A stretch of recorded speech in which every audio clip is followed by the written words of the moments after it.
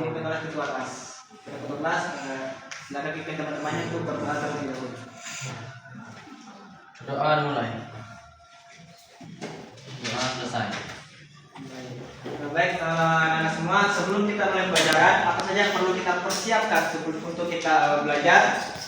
Yang diantaranya ialah ya buku tulis, pulpen, jadi termasuk dengan alat tulis dan juga kebersihan. Jangan lupa kita perhatikan juga kebersihan kita. Supaya apa? Supaya dalam belajar kita itu lebih nyaman dan khusyuk ya. Baik, pada pembelajaran kita hari ini tentang fikih. Kebetulan pada hari ini kita akan bahas tentang fikih muamalah. Nah, di mana fikih muamalah itu ada banyak macam, ada banyak subbab-subbab yang bahas tentang fikih muamalah. Yang diantaranya seperti pinjam meminjam, hutang piutang, gadai, jualan, sewa penyewa, upah dan banyak lagi yang tidak dicantumkan di sini. Baik, sebelumnya pada pekan sebelumnya kita sudah belajar tentang pinjam meminjam, kemudian sudah belajar tentang hutang piutang. Sebelum mulai belajar kita hari ini, baik saya Bapak lupa sebelumnya, apakah hari ini ada yang tidak hadir? Lalu kenapa ini ada yang kosong? Ke WC Pak, ke WC. Oh, WC. Iya Pak. Baik, nanti kalau ada yang kosong langsung suruh isi Iya, yang kosong Pak. aja ya. Baik. Sebelumnya kita sudah belajar tentang hutang piutang. Kalian semua ada yang masih ingat nggak? Atau hutang piutang ini lebih sering kita dengar? Apa sih maksud dari hutang piutang itu? Hutang aja deh, hutang. Maksud dari hutang? Minjam. Nah, iya meminjam, benar sekali Dwi. Ada yang lain berpendapat tentang hutang? Nah, sedikit kita mengulang sedikit tentang hutang piutang. Jadi hutang itu dalam bahasa Arab disebut juga dengan qard, yaitu transaksi pinjam meminjam uang atau barang antara kesepakatan dengan dua pihak, di mana pihak yang meminjam ini berkewajiban untuk mengembalikan hutang tersebut. Nah, pada pembelajaran kita hari ini masih berkaitan dengan hutang piutang, yaitu gadai. Nah, pada pembelajaran hari ini, di mana tujuannya anak-anak semua diharapkan biarkan bisa memahami tentang pengertian dan juga dalil-dalil tentang gadai tersebut. Kemudian yang kedua yaitu anak semua mengetahui dan dapat menyebutkan rukun dan syarat dari gadai. Dan tujuan yang ketiga yaitu anak semua dapat mengidentifikasi ketentuan barang-barang yang digunakan untuk gadai. Nah, pertama kita akan bahas tentang pengertian gadai. Mungkin anak-anak semua sudah pernah mendengar gadai di lingkungan kita atau ada pernah mencoba untuk melakukan transaksi gadai? Ada Pak. Apa sih gadai itu? Kayak jual barang kita Pak. Nah, ya, yang lain ada yang berpendapat gadai? Jaminan. Nah, jadi semuanya benar. Jadi gadai itu kita pengertian dulu. Gadai itu adalah penyerahan suatu benda berharga dari seseorang kepada orang lain untuk mendapatkan hutang, di mana benda tersebut dijadikan jaminan agar bisa dibayar oleh pihak yang wajib membayarnya. Jadi hutang itu tidak harus ada gadai, tapi gadai itu sudah pasti hutang. Itulah perbedaannya. Jadi ketika kita berhutang, seperti yang kita bahas pada pekan sebelumnya, berhutang meminjam uang umumnya ya. Terkadang teman-teman kita tuh nggak percaya, nggak takutnya uangnya itu lama dikembalikan misalnya, atau yang berhutang itu tidak bertanggung jawab dan tidak bayar atau hilang tanpa kabar. Jadi dengan adanya gadai ini yang ingin berhutang itu seseorang harus menjaminkan barang-barang berharganya, seperti misalnya Sertifikat rumah. nah bisa jadi itu Emas, perhiasan atau barang-barang berharga lainnya. Nah, jadi semuanya sudah tahu tentang pengertian dari gadai tadi? Sudah. Apa itu gadai, Dayana? Jaminan kepada seseorang yang sudah disepakati. Baik, kasih plus untuk Handayana semuanya. Nah, lalu dalam Islam tuh boleh nggak sih gadai? Boleh. Boleh. Nah, ada dari Al-Quran yang menyatakan bolehnya gadai. Anak-anak sini kan semuanya kan MTS nih, pastinya bisa sih Bisa untuk Pak. membaca satu ayat. Jason. Yang bersedia mungkin Jason Pak tadi dia mau bilang ke saya. harapannya sih yang paling depan ya, yang terdekat dengan Dwi layar. anjay, Dwi bos. Silakan Dayana. Bocil. Boleh nggak Pak dipoto dulu? Saya nggak kelihatan. Boleh ya? Boleh. Mungkin Lutfi bisa membantu. Hai. Kita baca ya. Iya Pak. Ya.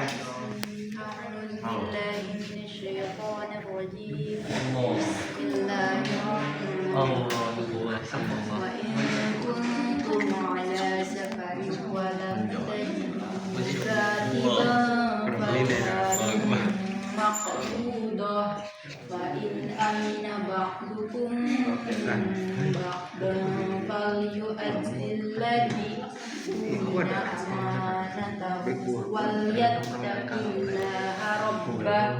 ولا تكتموا الشهادة ومن يكتمها فإنه آثم قلبه والله بما تعملون عليم. صدق الله. Baik, yang artinya di mana Allah tersebut berfirman dalam Qur'annya, jika kamu dalam perjalanan sedangkan kamu tidak mendapatkan seorang pencatat, hendaklah ada barang jaminan yang dipegang. Bahkan dalam Al-Quran tersebut dalam surah Al-Baqarah dianjurkan adanya barang jaminan untuk melakukan pinjam meminjam. Apabila tidak ada pencatat di sini, maksudnya adalah bukti ataupun saksi untuk melakukan transaksi antara hutang piutang kedua belah pihak. Bahkan dicontohkan pula oleh Nabi kita yang artinya itu sesungguhnya Nabi Shallallahu Alaihi Wasallam membeli barang dari seorang Yahudi, bahan makanan dengan cara hutang dan menggadaikan baju besinya. Bahkan Nabi pun mencontohkan bagaimana gadai itu beliau lakukan ketika beliau untuk membeli bahan makanan dan menggadaikan barang berharganya berupa baju besinya. Nah, kita sudah mengetahui pengertiannya, ketetapan hukumnya. Jadi gadai itu diperbolehkan atau tidak nih? Nah, jadi ada satu contoh tentang gadai. Nih, contohnya Ali meminjam uang sebesar 2 juta kepada temannya Zaid. Nah, sebagai jaminan, Ali tersebut menyerahkan sepeda motornya kepada Zaid. Nah, jadi dalam kasus ini Ali ini ingin berhutang kepada Zaid sebesar 2 juta. Nah, agar si Zaid ini percaya, maka Ali tersebut menggadaikan barang berharganya berupa motor.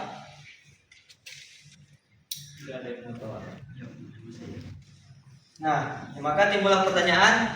Jadi anak-anak semuanya harus memiliki jawaban masing-masing ya. Bagaimana pendapat jika seseorang menggadaikan barangnya, lalu penerima gadai ini menggunakan barang itu tanpa izin? Jadi setiap anak siapkan jawabannya, boleh atau tidak. Siap semuanya? Mungkin Bapak kasih waktu gak lama ya, 1 menit cukup mungkin. Cukup Pak. Cukup. Gimana, sudah ada jawaban semuanya? Sudah, Pak. Ada yang jawab boleh? Ada apa? Angkat tangan yang jawab boleh. King ada. Yang menjawab boleh angkat tangan. Berarti semuanya sepakat jawab tidak boleh ya? Tidak boleh tanpa izin dulu, tapi boleh kalau misalnya ada perizinan dari orang. Baik, kalau kata Handayana boleh kalau ada kesepakatan dari yang menggadaikan barangnya. Nah, ini teman-teman semua di sini kan sepakat menjawab tidak boleh untuk menggunakan barang tersebut. Nah, jadi terus kemudian Bapak minta teman-teman mendiskusikan dengan teman sebangkunya. Kan semuanya menjawab sama tidak boleh. Diskusikan dengan teman sebangkunya. Kenapa dari kasus tersebut tidak boleh untuk digunakan? Gimana Pak? Untuk yang sendiri, Gimana Pak saya? Saya gabung nggak aja ada. ke belakang. Saya gabung ke siapa? Saya gabung ke siapa Pak? Saya gabung ke siapa Pak? Baik, Bapak ingin menyebut nomor Pak. absen secara Pak, acak. saya nggak ada kawan Pak. Yang nomor absennya 8. Jual Bandi. Jual Bandi dulu Pak. Iya. Saya 15. Oh iya, iya. Oh dia. alasan kenapa tidak dibolehkannya. Saya saja. Ya, dia dengan ini kan kelompoknya. Alasannya? Alasannya karena itu barang jaminan, bukan barang untuk dipakai, Pak. Kecuali ada perjanjian dari awal tadi. Ada yang berbeda pendapat dengan dia? Sama Pak, Sama semuanya. Baik, lanjut. Sebelum menjawab pertanyaannya, kita lanjutkan pembahasan selanjutnya, yaitu tentang syarat rukun barang gadai. Jadi dalam kita melakukan transaksi gadai dalam hutang piutang harus terpenuhinya syarat dan rukun. Syarat pertama yaitu yang melakukan transaksi itu balik, berakal dan lusid. Kemudian yang kedua, barang gadai tersebut milik pribadi, bukan milik orang lain atau bukan milik orang tua sendiri. Jadi yang kita gadai itu ialah jelas milik kita pribadi. Dan syarat yang ketiga itu hutang tersebut tetap menjadi dibayar, tetap wajib dibayar walaupun kita memiliki barang gadai untuk jaminannya. Nah, kemudian rukun gadai itu yang pertama itu adanya ijab dan qabul. Misalnya ijabnya itu saya meminjam berhutang kepada si A dengan jaminan barang sepeda motor misalnya. Kemudian yang kedua yaitu rukunnya itu adanya dua orang yang melakukan akad. Jadi dalam transaksi gadai itu adanya kesepakatan antara dua orang yang berhutang. Dan kemudian yang ketiga yaitu al-maqud alaih, yaitu adanya objek akad, yaitu barang gadai tersebut.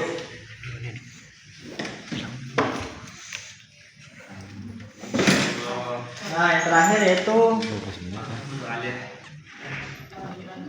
ketetapan umum, di mana barang gadai tersebut memiliki ketentuan-ketentuan yang harus dipenuhi. Yang diantaranya ialah barang gadai itu ialah amanah. Kemudian barang gadai itu dapat digadaikan dan barang gadai ini dipegang oleh pemberi hutang. Maksudnya di sini barang yang kita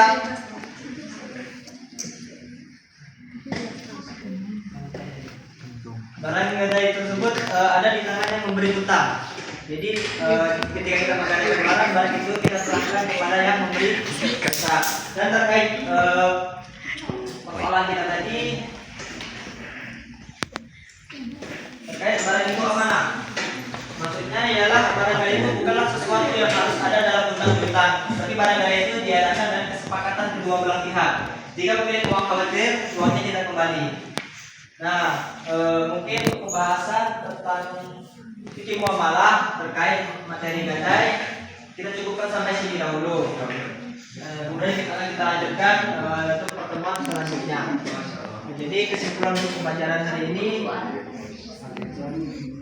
ada yang bisa untuk menyimpulkan pembelajaran kita tentang materi gadai hari ini? Baik, silakan Nurtwi. Gadai adalah akad menahan barang bernilai sebagai jaminan atas utang agar pemberi utang merasa aman hingga utang dilunasi. Hukumnya mubah dalam Islam. Rukun gadai meliputi rahin atau penggadai murtahin, penerima gadai marhun, barang gadai marhun bihi utang, dan sigon akad. Syarat barang gadai harus bernilai halal milik sah dan dapat dijadikan jaminan. Barang gadai termasuk amanah sehingga tidak boleh dipindahkan oleh murtahin tanpa izin rahin. Umumnya barang disimpan oleh murtahin kecuali disepakati lain. Baik, jadi jawaban dari persoalan tadi kita memang boleh menggunakan barang gadai tersebut, akan tetapi harus adanya kesepakatan antara yang memberi hutang dan yang memberi gadai. Baik, pembelajaran kita cukupkan sampai sini dulu. Apabila terdapat kata-kata yang salah dari Bapak mohon maaf. Kalau sama-sama kita mohon ampun. Saya akhiri dengan taufiq hidayah. Assalamualaikum warahmatullahi wabarakatuh. Waalaikumsalam warahmatullahi wabarakatuh.